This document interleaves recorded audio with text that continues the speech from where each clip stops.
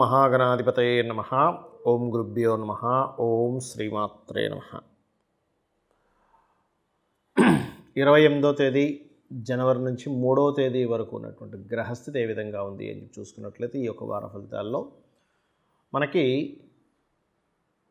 రవి మకర రాశిలోని, కుంభంలో శని, మీనరాశిలో రాహువు, కేతు వచ్చేసి మనకి కన్యా రాశిలో, మేషంలో గురు సంచారం జరుగుతుంది. మరియు అదేవిధంగా ధనస్సులో కుజ బుధ శుక్ర గ్రహాలతో ఉన్నటువంటి ఆ యొక్క బుధుడు 1వ తేదీ నుంచి మేషంలోకి ఎంటర్ అవుతుంది, మన మకరంలోకి ఎంటర్ అవుతున్నాడు.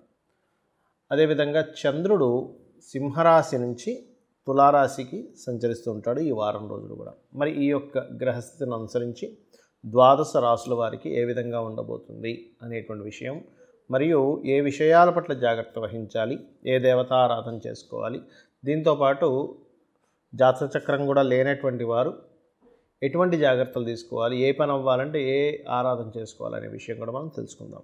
కన్యా లగ్నము, కన్యా రాశి. కన్యవారికి కనుక చూసుకున్నట్లయితే రాశినాథుడు అయినటువంటి బుధుడు పంచమ స్థానంలో 2వ తేదీ నుంచి 1వ తేదీ నుంచి వెళ్తున్నాడు. ఇప్పుడు చతుర్థంలో ఉన్నటువంటి బుధుడు వెళ్తున్నాడు. దీనివల్ల ఏమిటి అంటే కొద్దిగా ఈ మధ్యలో అంటే ఈ యొక్క సమయంలో మీకు భూముల మూలంగా, ఫ్యాక్టరీస్ మూలంగా, ఏదైనా కన్స్ట్రక్షన్స్ మూలంగా ఇంప్రూవ్మెంట్స్, వాటికి సంబంధించిన ఏదైనా మీరు అందుకోవడం అనేటువంటి స్పష్టంగా గోచరిస్తుంది. ఫైనాన్షియల్గా మంచి గ్రోత్ అయితే ఉంది. అది కూడా ముఖ్యంగా భూములు, ఫ్యాక్టరీలు, ప్లానింగ్స్, ఇంజనీరింగ్ రిలేటెడ్ ఇట్లాంటి వాటి మూలంగా మీకు ధనయోగం అయితే చాలా స్పష్టంగా ఉంది. వాహనాలు ఇట్లాంటి వాటి మూలంగా. కాకపోతే ఇక్కడ వాహనాల మీద వెళ్ళేటప్పుడు మాత్రం కాస్త స్లోగా వెళ్ళండి, మీరు ఎక్కువ ఫాస్ట్గా వెళ్ళకండి. చతుర్థ స్థానంలో కుజుడు శుక్రుడు కలిసి ఉన్నారు కావున.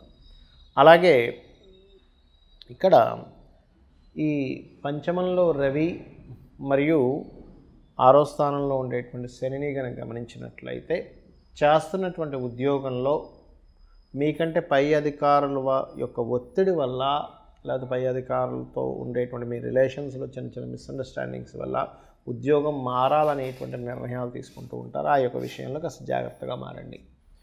కాకపోతే ఇక్కడ 6వ స్థానంలో శని ఉన్నందుకు సర్వసాధారణంగా 6 శని అనేటువంటిది ఉద్యోగ అభివృద్ధిని ఇస్తాడు.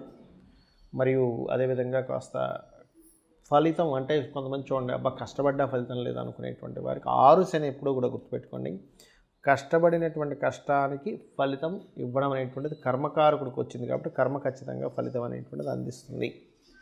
అలాగే ఇక్కడ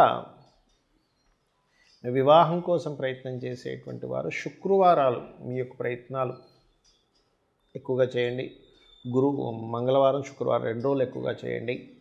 మరియు దూర ప్రాంతం నుంచి అంటే దగ్గరలో కాకుండా దూరపు సంబంధాలు వెతుక్కోండి. అదేవిధంగా మీ రిలేషన్స్లో ఎవరైనా సరే సిస్టర్స్ కానీ అట్లా ఉన్నవారు వారి త్రూగా తొందరగా వచ్చేటువంటి ఛాన్సెస్, లేకపోతే ఫాదర్ త్రూగా ఈ సంబంధాలు కుదిరేటువంటి ఛాన్సెస్ అధికంగా కనిపిస్తున్నాయి. ఇక ఉద్యోగ ప్రయత్నాలు కనుక చూసుకున్నట్లయితే ఇందాక నేను చెప్పినట్టుగా కొంచెం తొందరపాటు పడి మానేయడం లాంటివి చేయకూడదు. కాకపోతే 2వ తేదీ నుంచి కొంతవరకు ఈ 12వ అధిపతి మరియు దశమాధిపతి అంటే రవి బుధులు మకర రాశిలో కలుస్తున్నారు కాబట్టి ఇది ఇచ్చేటువంటి ఫలితాలు ప్రత్యేకంగా మీకు 1వ తేదీ నుంచి కలుస్తున్నారు కాబట్టి ఈ వేరే వేరే దేశాల్లో ఉండేటువంటి వారు అక్కడ గవర్నమెంట్ రిలేటెడ్ సంబంధించిన లేదా మెడికల్ రిలేటెడ్ సంబంధించినటువంటి ఉద్యోగాల్లో ప్రయత్నం చేసినట్లయితే ఖచ్చితమైనటువంటి సక్సెస్ని పొందుతారు.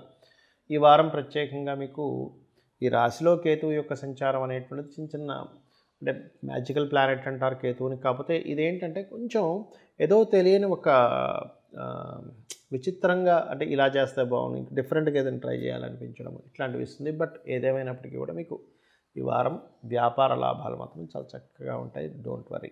మరి జాతక చక్రం లేని వాళ్ళకి వాళ్ళు ఏదైనా ఒక పనిలో ముందుకు వెళ్ళాలి అంటే ఏం చేయాలి? ఉదాహరణకి ప్రమోషన్స్, ఉద్యోగ సంబంధించిన విషయంలో, అంటే మీరు చేసే ఉద్యోగంలో ప్రమోషన్స్ విషయంలో చాలా బాగా రావాలి అంటే సూర్యుడిని చూస్తూ విష్ణు సహస్రనామాలు చదువుకోండి. అదేవిధంగా మీరు ఏదైనా ఒక ఫుడ్ రిలేటెడ్, ట్రాన్స్పోర్ట్ రిలేటెడ్ సంబంధించినటువంటి జాబ్స్లో ఉన్నారు, మానసికంగా ఇబ్బంది ఎక్కువగా ఉంది అని అనుకునేటువంటి వారు, ఏ రాశి వారు అయినా సరే గుర్తుపెట్టుకోండి, గణపతిని స్మరించండి. ఉదయాన్నే నిద్రలేచి ఇప్పుడున్నటువంటి గ్రహస్థితి ఎంత గణపతిని స్మరిస్తే అంత బాగుంటుంది. అదేవిధంగా భూములకు సంబంధించిన రియల్ ఎస్టేట్ రంగాలకు సంబంధించిన వ్యవసాయకులకి చాలా బాగుంటుంది. No need to worry. ఎందుకంటే ఇక్కడ మీకు కుజుడు శుక్రుడు కలిసి ఉన్నారు. ఓకే. అదేవిధంగా గురువు యొక్క స్థితి, ప్రస్తుతం ఉన్నటువంటి గురువు యొక్క స్థితి బాగుంది కాబట్టి ఇక్కడ ఏంటంటే ఎవరైనా విదేశాలకు వెళ్ళాలి అని చెప్పి ప్రయత్నం చేసేటువంటి వారికి జాతచక్రం లేదు ఏం లేదు, కానీ విదేశాలకు వెళ్ళాలనుకునేటువంటి వారు దుర్గాదేవి దగ్గర ఎర్రటి పుష్పాలతో దుర్గా అష్టోత్తరాలు చదివి ఉదయము సాయంత్రము హనుమాన్ చాలీసా చదవండి. ఇవి చేయడం ద్వారా ఏమవుతుందంటే మీరు ఏదైతే విదేశాలకు వెళ్దాం అనుకుంటుంటారో ఆ యొక్క వెళ్ళేటువంటి ప్రాసెస్ ఏదైతే ఉందో కాస్త ముందుకు కదులుతుంది. అలాగే మరి అప్పులతో ఇబ్బంది పడుతున్నానండి ఏం చేయాలి అనుకునేటువంటి వారు ముందు గణపతి పూజ చేసి దాని తర్వాత ఒక్క 25 నిమిషాలు ఓం అపర్ణాయై నమః అలారం పెట్టుకోండి. ఒక 25 నిమిషాలు ఉదయం, 25 నిమిషాలు సాయంత్రం పూట ఓం అపర్ణాయై నమః, ఓం సంపత్కరీ సమారూఢ సింధుర వ్రజ సేవితాయై నమః అనే నామస్మరణ చేయండి. ఖచ్చితంగా మీ యొక్క ఇబ్బందులు అనేటువంటివి తగ్గుతాయి. కాకపోతే దీనికంటే ముందు గణపతి పూజ చేసి అప్పులు తీరాలని చెప్పి చేయండి. మీరే చూస్తారు మీ ఫైనాన్షియల్ సోర్సెస్ ఎట్లా పెరుగుతాయి అనేటువంటిది. ఇక మనం ఇప్పుడు చెప్పుకునేటువంటి వార ఫలితాలు, మాస ఫలితాలు వీటికంటే కూడా మీ జన్మజాతకం చాలా ముఖ్యమైనటువంటిది. మీ జన్మజాతకంలో మీరు పాస్ట్ లైఫ్లో చేసినటువంటి కర్మల ఆధారంగా ఇప్పుడు గ్రహాలు స్థితి పొందుంటాయి. మీ జన్మజాతకంలో లగ్నం బట్టి మీరు స్థితి ఏమిటి, మీ ధనాధిపతిని బట్టి ఏ రూట్లో మీరు వెళ్తే ధనం వస్తుందని, అదేవిధంగా మీ ప్రయత్నాలు ఎలా సాగుతాయని, మీరు ఏ డైరెక్షన్లో ఉంటే మంచిది, మీ సంతాన అభివృద్ధికి ఏం చేసుకోవాలి, మీకు వివాహం చేసుకునే సమయం ఎప్పుడు సరైనటువంటి సమయం, మీరు ఇన్వెస్ట్మెంట్ చేసేటువంటి సమయం ఎప్పుడు, అసలు మీరు ఇక్కడ కూడా జీవిస్తే బాగుంటుందా, విదేశాలకు వెళ్ళి మీరు చక్కటి అభివృద్ధిని చెందుతారా, అలాగే మీకు ఉద్యోగ సంబంధించిన విషయంలో, వ్యాపార సంబంధించిన విషయంలో ఏది బాగా కలిసి వస్తుంది, ఏ వ్యాపారం చేస్తే కలిసి వస్తుంది, ఇటువంటివన్నీ కూడా మీ జన్మజాతకంలోనే ఉంటాయి, గుర్తుపెట్టుకోండి. అదేవిధంగా గోవులకి చాలామంది గోసేవ చేస్తానండి నాకు అందులో సంతృప్తి ఉందంటారు. ఇప్పుడున్న గ్రహస్థితి రీత్యా గోవులకి పర్టికులర్గా మీరు ఏదైనా ప్రమోషన్స్ రిలేటెడ్ రావాలి అంటే గోధుమ రవ్వ మరియు గోంగూర తినిపించండి. వివాహం కోసం ప్రయత్నం చేస్తున్నామండి కానీ అవ్వట్లేదు అనుకునేటువంటి వారు ఇప్పుడున్న పరిస్థితి రీత్యా మీరు మినుములతో చేసినటువంటి పదార్థం ఏదైనా గుండ్రటి పదార్థాలు మరియు గ్రాసము కలిపి తినిపించండి. అదేవిధంగా ఉద్యోగం కోసం ఎక్కువ ఇబ్బంది పడుతున్నామండి, ఉద్యోగం రావట్లేదు అనుకునేటువంటి వారు ప్రస్తుతం ఉన్నటువంటి గ్రహస్థితి రీత్యా చూసుకుంటే గోధుమ రవ్వ బెల్లము రెండు కలిపించి తినిపించండి. మరి ఫైనాన్షియల్ గ్రోత్ కావాలి అనుకునేటువంటి వారు ఇప్పుడున్న గ్రహస్థితి రీత్యా మీరు తీపి చపాతీలు అంటే తేనె పూసినటువంటి నూనె వేయకుండా కాల్చిన చపాతీలకు తేనె పూసి ఒక 3 చపాతీలు ప్లస్ దాంతోపాటు క్యారెట్స్ తినిపించండి.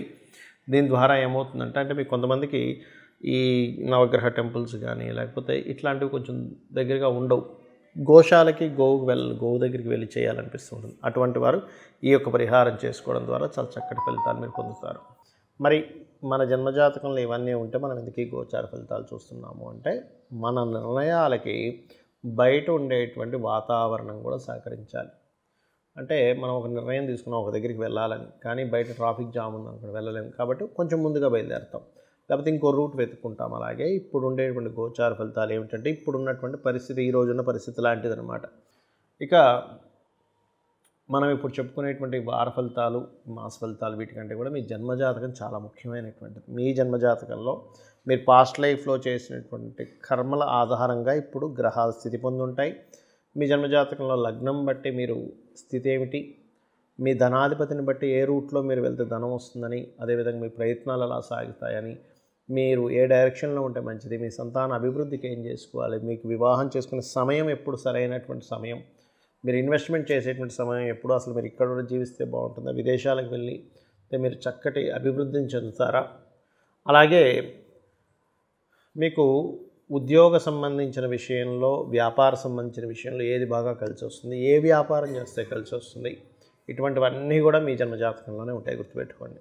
అదేవిధంగా గోవులకి చాలామంది గోసేవ చేస్తానండి నాకు అందులో సంతృప్తి ఉందంటారు.